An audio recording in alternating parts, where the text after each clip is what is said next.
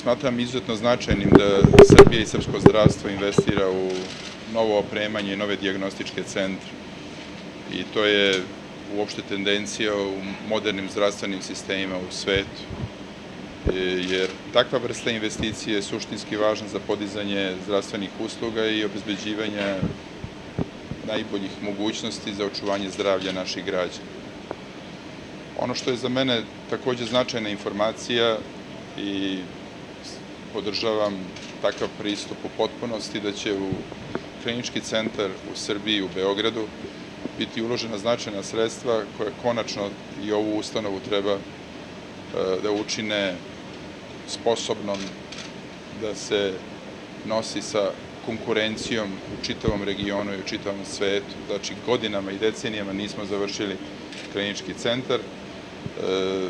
Ministar Milosavljević je preuzeo na sebe obavezu da jedan istorijski napor dovršetka kliničkog centra bude i realizovan na kraju mandata ove vlade. I ja verujem da ćemo na kraju tog mandata moći svi zajedno da kažemo da smo jedno veliko delo ostavili iza sebe, ne samo puteve i mostove, već i super modern klinički centar koji pre svega investira u opremu, ali i obrazovanje svojih lekara.